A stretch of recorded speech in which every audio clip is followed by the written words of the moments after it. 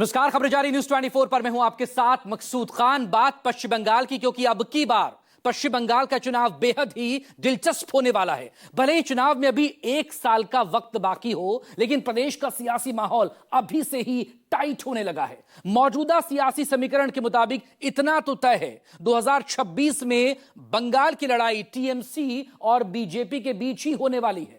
लेकिन TMC chief Mamata Banerjee के सामने बीजेपी की तरफ से कौन होगा, इस पर पार्टी का घनघोर मंथन चल रहा है। हालांकि जो खबर छनकर बाहर आ रही है, उससे यह कहा जाने लगा है कि अब की बार बंगाल में दीदी वर्सेस दीदी की ही लड़ाई होने जा रही है। आखिर बीजेपी की तरफ से वो दीदी कौन है, कौन हो सकती है, इस रिपोर्ट में देखिए।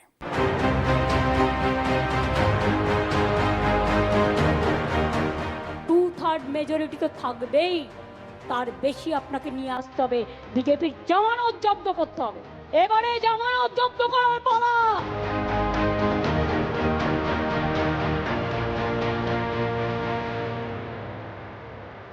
In next assembly election, Mamata Banerjee will be defeated. Herself will be defeated from her seat, and her party will lose the election.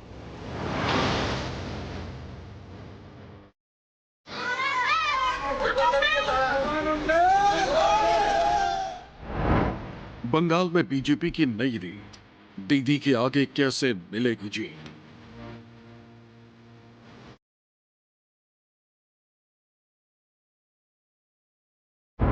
ममता की सियासी मजबूती बीजेपी की सबसे बड़ी चुनौती।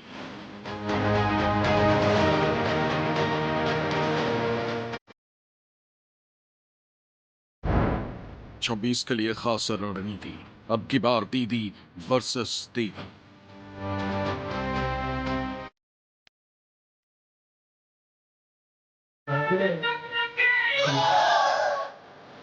रणनीति, अगले साल होने वाले विधानसभा चुनाव के लिए। रणनीति, विधानसभा चुनाव में जीत हासिल करने के लिए। रणनीति, पश्चिम बंगाल के सत्ता पर काबिज होने के लिए। इसमें ममता बनर्जी मौजूदा वक्त में बेहद मजबूत स्थिति में है, जबकि भारतीय जनता पार्टी बंगाल की सत्ता हासिल करने के लिए अपना सियासी आधार मजबूत करने में जुटी हुई है। अपनी पार्टी टीएमसी को सत्ता दिलाने के लिए जहां अकेले ममता बनर्जी का फेस ही काफी है, वहीं बीजेपी के सामने सबसे बड़ी चुनौती ये है कि ममता के मुकाबले वो बंगाल में किस चेहरे को आगे करे। इसके अलावा भी बीजेपी के सामने कई तरह की चुनौतियां हैं, जिससे पार पाने या फिर यूं कह लीजिए कि बंगाल के सत्ता पर काबिज होने के लिए भारतीय जनता पार्टी अभी से ही कई एजेंडों पर काम कर रही, खासकर अपना जनाधार बढ़ाने और ममता के मुकाबले पार्टी का चेहरा तय करने पर बीजेपी अपना खास ध्यान केंद्रित कर रही। प्रदेश में अपना जनाधार बढ़ाने के लिए बीजेपी जहां पूरी ताकत के साथ हार्डकोर हिंदुत्व के एजेंडे पर आगे बढ़ रही, वहीं ममता बनर्जी की महिला कार्ड के लिए भी बीजेपी खास रणनीति अपनाने वाली है। पार्टी के तमाम बड़े और छोटे नेता कैसे पश्चिम बंगाल में अब की बार अभी से ही अपने हिंदुत्व के एजेंडे को धार दे रहे हैं, आपको बताएंगे। मगर उससे पहले आपको बीजेपी की एक खास रणनीति बताते हैं जो पार्टी के फेस को लेकर है। दरअसल पश्चिम बंगाल में बीजेपी प्रदेश अध्यक्ष पद की जिम्मेदारी किसी नए चेहरे के कंधों पर देने की सुगबुगाहट है। मौजूदा वक्त में बंगाल बीजेपी की कमान सुकांत मजूमदार के हाथों में। सुकांत मजूमदार 20 सितंबर 2021 से पश्चिम बंगाल बीजेपी अध्यक्ष की जिम्मेदारी संभाल रहे हैं। वो 2019 से बालूरघाट लोकसभा सीट से सांसद हैं। चूंकि सुकांत मजूमदार मौजूदा केंद्र की मोदी सरकार में मंत्री पद पर भी काबिज है, लिहाजा बीजेपी की पॉलिसी एक व्यक्ति एक पद के तहत सुकांत मजूमदार को अपना एक पद त्यागना पड़ेगा। जानकारी के मुताबिक सुकांत मजूमदार केंद्र में मंत्री पद पर बने रहेंगे, लिहाजा उन्हें बंगाल प्रदेश अध्यक्ष पद से हटना होगा। बस इसी से कयास लगाए जाने लगे हैं कि पश्चिम बंगाल में बीजेपी अपने अध्यक्ष पद के लिए नए चेहरे की तलाश में। अब ये चेहरा कौन होगा? पश्चिम बंगाल में तमाम प्रयासों के बावजूद ममता बनर्जी की तृणमूल कांग्रेस से बीजेपी सत्ता नहीं ले पा रही। ऐसे में ममता बनर्जी के मुकाबले पार्टी में ऐसा कौन हो जो दीदी की काट बन सके? इन तमाम सवालों पर पार्टी आलाकमान मंथन कर रही। सूत्रों के मुताबिक बीजेपी अपने मौजूदा प्रदेश अध्यक्ष सुकांत मजूमदार की जगह 2 प्रमुख महिला नेताओं पर विचार कर रही है। यानी प्रदेश अध्यक्ष की कुर्सी के लिए 2 महिलाएं दौड़ में हैं। हुगली से पूर्व सांसद लॉकेट चटर्जी और आसनसोल दक्षिण से पार्टी की विधायक अग्निमित्रा पॉल का नाम इस पद के लिए सबसे आगे माना जा रहा। दोनों महिला नेता अपने तेज तर्रार अंदाज के लिए जानी जाती हैं। पूर्व अभिनेत्री और शास्त्रीय नृत्यांगना लॉकेट चटर्जी 2015 में बीजेपी में शामिल हुई थी। उन्होंने 2017 में पार्टी की महिला विंग की अध्यक्ष के रूप में रूपा गांगुली की जगह ली थी। इसके बाद वो 2019 के लोकसभा चुनाव में हुगली से जीतकर सांसद बनी थी।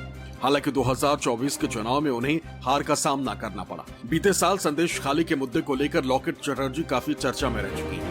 वहीं पूर्व फैशन डिजाइनर अग्निमित्रा पॉल 2019 में पार्टी में शामिल हुई थी। 2021 के विधानसभा चुनाव में टीएमसी के सयानी घोष को हराकर अग्निमित्रा पॉल चर्चा में आई थी। इसके बाद वो भी पार्टी के लिए लगातार सक्रिय। कोलकाता लेडी डॉक्टर केस में भी अग्निमित्रा ने काफी मजबूती और आक्रामक तरीके से मुद्दा उठाया था। हम लोग हाथ जोड़ करके बोल रहे हैं कि ममता दीदी, आपको तो सब लोग चुन के लेके आया था 2011 में। महिला लोग आपको चुन के लेके आया था, महिला लोग आपको वोट दिया था। क्यों वोट दिया था? कि पश्चिम बंगाल में वामफ्रंट के शासन में 34 इयर्स में महिला लोग सबसे असुरक्षित थे। उनके लिए ममता बनर्जी एक महिला मुख्यमंत्री को लेके आया था। देश का एक ही महिला मुख्यमंत्री है, वही उनका ही राज्य में सबसे ज्यादा असुरक्षित है महिला। आज तलवार हमारे भाई लोग, हमारे सनातनी हिंदू भाई लोग आज तलवार मेरे हाथ में दिए है। आसनसोल दक्षिण के विधायक के नाते नहीं, दीदी भाई के नाते, कि दीदी भाई हिंदू समाज के रक्षा करिए। और सिर्फ हिंदू समाज नहीं, पश्चिम बंगाल के लोग, वो हिंदू हो, राष्ट्रवादी मुसलमान हो, सिख हो, पारसी हो, जैन हो, बौद्ध हो, जिसके ऊपर अन्याय होगा उसका प्रतिवाद होगा और उसका प्रतिरोध होगा।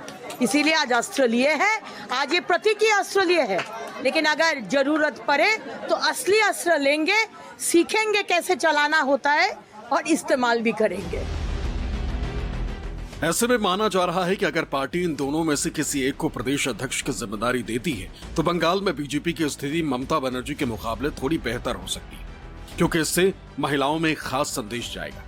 साथ ही अगर ऐसा होता है तो शुभेंदु अधिकारी काफी मजबूत हो जाएंगे, क्योंकि लॉकेट चटर्जी और अग्निमित्रा पॉल दोनों के शुभेंदु अधिकारी से अच्छे संबंध माने जाते हैं। क्योंकि शुभेंदु अधिकारी कभी ममता बनर्जी के सबसे खास माने जाते थे और इस वक्त बंगाल में ममता बनर्जी के सबसे धुर विरोधी भी और नेता प्रतिपक्ष भी। ऐसे में ये भी माना जा रहा है कि इससे बीजेपी को बंगाल में फायदा हो सकता है। हालांकि बंगाल बीजेपी के अध्यक्ष रह चुके राहुल सिन्हा से जब इस बाबत पूछा गया तो उन्होंने साफ तौर पर यह कहा कि ये फैसला पार्टी हाई कमान यानी दिल्ली से होना है। जबकि ममता बनर्जी की टीएमसी की माने तो बीजेपी किसी को भी अध्यक्ष पद पर बिठा ले, ममता के आगे कोई टिकने वाला नहीं। ये सब केंद्रीय पार्टी का निर्णय होगा, किसको करना चाहिए किसको नहीं करना चाहिए, उसमें हम कोई टिप्पणी नहीं करना चाहते। ऐसा कुछ हो रहा, चर्चा हो रही है ज्यादा बीच में? नहीं, वो तो केंद्रों करेंगे, जो करना है वो केंद्रों का बात है। इसमें हम लोगों का कुछ सोचने का भी कुछ नहीं है। हम लोगों को कोई पूछेगा तो देखेंगे। ममता बनर्जी के सामने तो नरेंद्र मोदी और अमित शाह की जोड़ी टक्कर में नहीं खड़ी हो सकी, तो महिला को मैं नहीं मानता हूं कि लॉकेट चटर्जी या जो भी आप जिसका भी नाम ले रहे हैं वो सब कहीं ममता बनर्जी छोड़िए, दूर की बात है। मैं बोलता हूं कोई ब्लॉक की कोई सभा नेत्री हमारी है, उनके टक्कर में भी नहीं है। मैं सम्मान करता हूं किसी भी महिला को, अगर बनाते हैं तो बहुत अच्छी बात है। क्यों नहीं आरएसएस प्रमुख कोई महिला संगठन महिला बनती है, ये सवाल है। आज तक नहीं बनी, 100 साल हो जाएंगे आरएसएस को इस साल, आज तक कोई महिला क्यों नहीं बनी? ये अपने आप में एक सवालिया निशान है। भारतीय जनता पार्टी ने अभी अपने एक पहले प्रदेश में मुख्यमंत्री को बनाया, पहले प्रदेश में दिल्ली में बनाया। इसके पहले इनके पास में महिलाओं के लिए क्या जगह है ये आप देख लीजिए। कितनी महिलाओं को इन्होंने लोकसभा में भेजा है, आप डाटा देख लीजिए। आज तक महिला बिल जो संसद में पास भी हो चुका है लागू नहीं हुआ है, क्योंकि उसके पहले इन्हें वो जनगणना करनी पड़ेगी, उसके बिना ये लागू नहीं कर सकते हैं। तो ये लागू होते होते 2027-28 हो जाएगा, तब तक मोदी जी चले जाएंगे, इनकी सरकार चली जाएगी। इनको कुछ करना नहीं है, ये महिलाओं के लिए सिर्फ खोखले वादे करते हैं। 2026 में मैं दावे के साथ कह सकता हूं कोई भी बने, पश्चिम बंगाल के अंदर में भारतीय जनता पार्टी की 26 सीटें आना भी तय नहीं। जाहिर है पश्चिम बंगाल में ममता बनर्जी का सियासी कद इतना मजबूत है कि बीजेपी के लिए कोई भी फैसला लेना आसान नहीं। लेकिन बीजेपी हर हाल में बंगाल की सत्ता हासिल करना चाह रही है। यही वजह है कि पार्टी के चुनावी चाणक्य कहे जाने वाले गृह मंत्री अमित शाह खुद बंगाल चुनाव की हर रणनीति पर मंथन कर रहे हैं।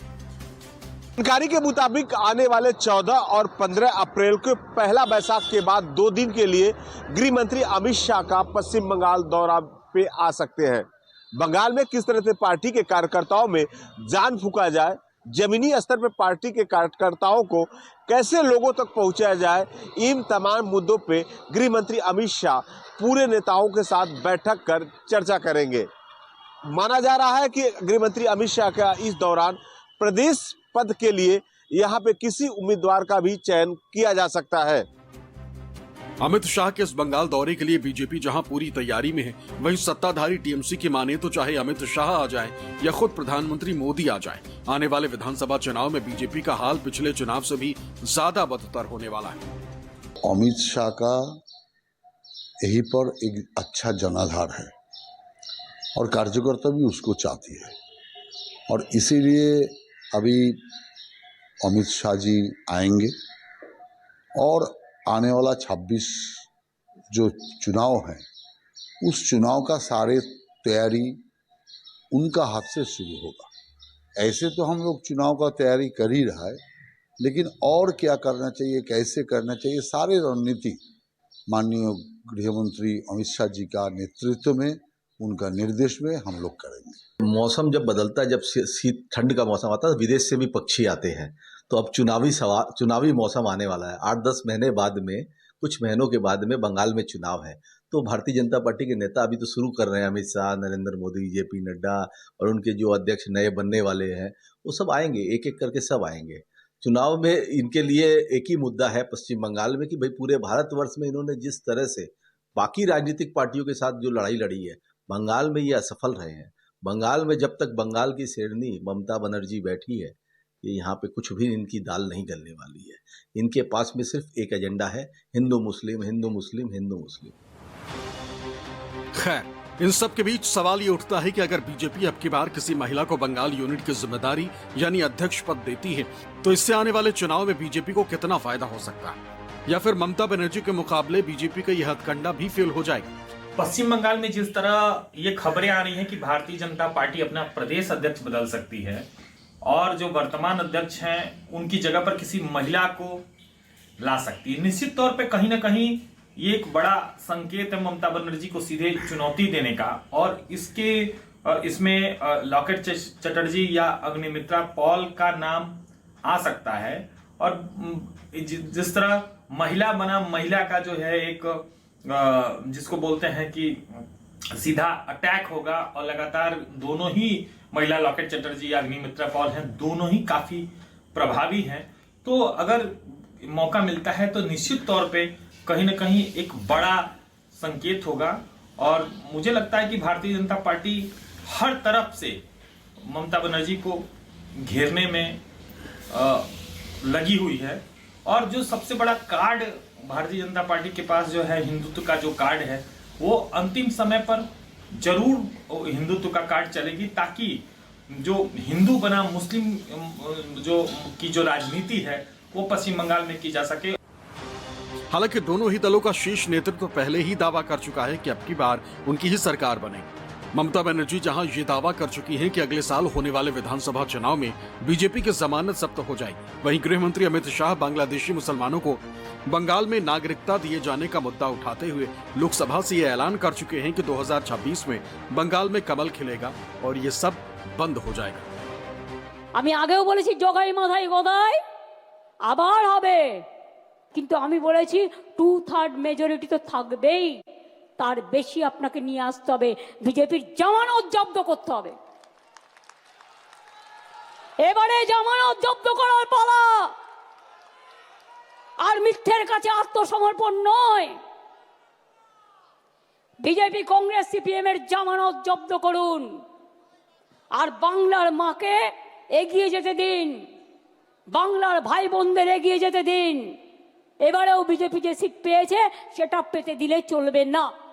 আর একটা নজর রাখবেন, যেখানে ওরা লোকসভায় যে অ্যাসেম্বলিগুলোতে একটু কম ভোটে হেরেছে, সেই অ্যাসেম্বলিগুলোতে এই ভোটগুলো বেশি করে ঢোকাবার চেষ্টা করছে। जितने बांग्लादेश से पकड़े गए 24 परगना जिले का आधार कार्ड और नागरिकता है मान्यवर। और ये जो आप आधार कार्ड इश्यू करते हो, वो आधार कार्ड लेकर, वो वोटर कार्ड लेकर ये दिल्ली तक आते हैं। आप उनको आधार कार्ड इश्यू न करो, आदमी क्या परिंदा भी पैर नहीं मार पाएगा। और और दादा ये सब चीजें भी लंबे समय चलनी नहीं है। 26 में चुनाव है, बंगाल में कमल खिलेगा और पूरा बंद होगा। बहरहाल अब किसके दावे सच होते हैं और किसके गलत साबित होते हैं ये तो चुनाव बाद ही पता चलेगा। लेकिन इससे पहले अभी से ही जिस तरह से बंगाल की सियासी फिजा बदल चुकी है वो अपने आप में कई कहानियां बयां कर रही है। खासकर बंगाल की सत्ता हासिल करने के लिए भारतीय जनता पार्टी की मुहिम। दरअसल बीजेपी अब की बार का बंगाल चुनाव पूरी तरह से हिंदुत्व के एजेंडे पर लड़ने की तैयारी में है। पिछले कई महीनों से बीजेपी बंगाल में जिस तरह से हिंदुओं को एकजुट करने में जुटी हुई है उससे भगवा पार्टी की पूरी रणनीति आसानी से समझी जा सकती है। ये रिपोर्ट देखिए।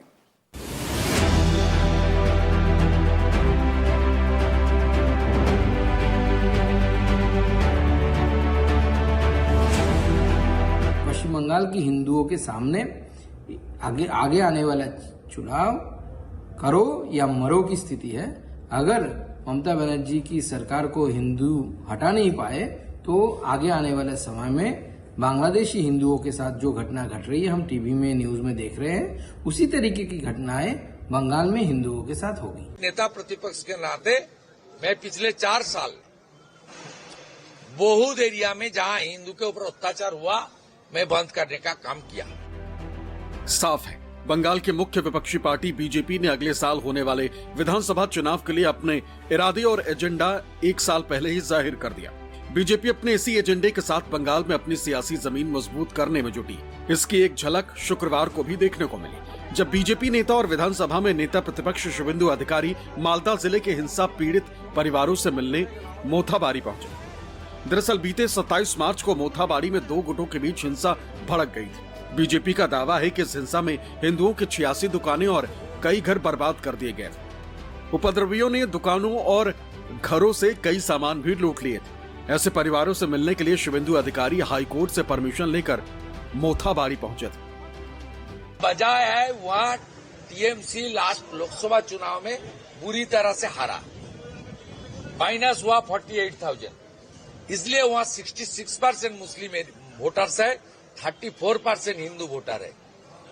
मुस्लिम वोट को कंसोलिडेट करके अपने सीट बचाना और तुष्टीकरण की राजनीति करने वाला ममता बनर्जी को फिर एक बार मुख्यमंत्री बनाने के लिए ये वोट बैंक का पॉलिटिक्स में इस तरीके से अत्याचार हमारी किसान, हमारी जादव समाज, हमारी गरीब, हमारी शेड्यूल कास्ट हिंदू समाज के ऊपर हुआ है। इसलिए मैं विजिट किया, बाकी जो काम करना चाहिए वो भी करूंगा। मैं वचनबद्ध हूं, मोथाबाड़ी का अत्याचार एक बार ही हुआ, फिर दूसरे बार नहीं होगा। हिंदू लोग को प्रोटेक्शन देने का काम हम लोग करेगा।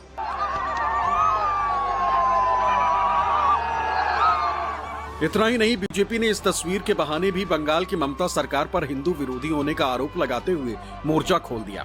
तस्वीर में देखा जा सकता है कि एक शख्स बस पर लगे भगवा झंडे को उतार रहा है और नीचे कई सारे मुस्लिम समुदाय के लोग मौजूद हैं। बीजेपी प्रदेश अध्यक्ष सुकांत मजुमदार ने इस तस्वीर को अपने सोशल मीडिया हैंडल एक्स पर पोस्ट कर सीएम ममता बनर्जी पर निशाना साधा। उनके साथ साथ बीजेपी के तमाम नेताओं ने भी इस तस्वीर के बहाने टीएमसी सरकार को निशाने पर लिया।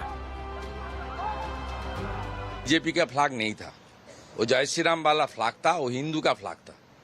पूरा विश्व के हिंदू के आस्था के ऊपर आघात कर दिया। कहाँ आघात किया? कलकत्ता, जहाँ भगवा लगा के स्वामी विवेकानंद ने 1893 में शिकागो में हमारे हिंदू समाज और देश को बहुत ऊंचा पर ले गया।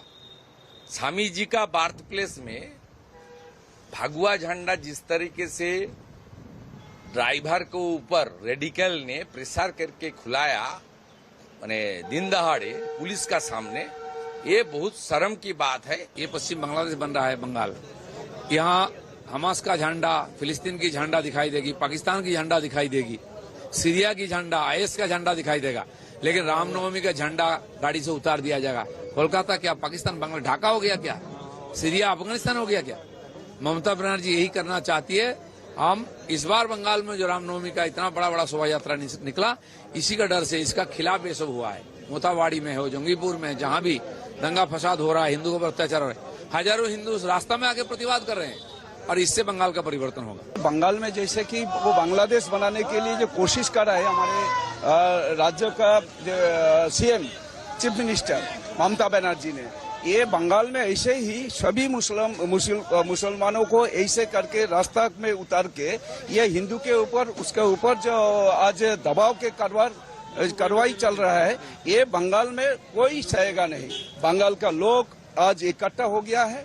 यो आप देखा है जो रामनवमी में इतना अच्छे बड़ा जुलूस निकले, इसमें कोई पार्टी के कोई इसमें कोई नहीं था, लेकिन अपन जो इच्छा से यहाँ का हिंदू लोग आज जग रहे हैं। खैर, बंगाल में बीजेपी का एकमात्र एजेंडा है हिंदुओं को एकजुट करने का। इसके पीछे बीजेपी का अपना गणित भी है। बीते यानी 2021 के विधानसभा चुनाव में ममता बनर्जी की टीएमसी को कुल 48.02% वोट मिले थे, जिसमें 27% मुस्लिमों का एकमुश्त वोट शामिल है, जबकि बीजेपी के हिस्से में 38.15% वोट आया था। यानी टीएमसी और बीजेपी के वोट शेयर में तकरीबन 10% का अंतर, और यही 10% वोटर बंगाल की सत्ता किसके हाथ जाएगी वो तय करता है। ऐसे में बीजेपी की नजर इसी 10% वोट पर है। हालांकि बीजेपी की इस तमाम रणनीति पर ममता बनर्जी पानी फेरने में कोई कसर बाकी नहीं रखना चाह रही। हम रामकृष्ण का धर्म मानता है, स्वामी विवेकानंद को धर्म मानता है, लेकिन हम जानबूझ के एक गंदा धर्म जो इसने बनाया, जो एक जुमला पार्टी ने बनाया, वो धर्म को हम नहीं मानता है। वो तो हिंदू धर्म का खिलाफ में है और हिंदू ने आपको खिलाफ में नहीं है और क्रिश्चियन आपका खिलाफ में नहीं है। कुछ पॉलिटिकल लीडर है जो इसमें सौदागारी करते हैं, उसको सौदा का दुकान हम बंद कर देगा।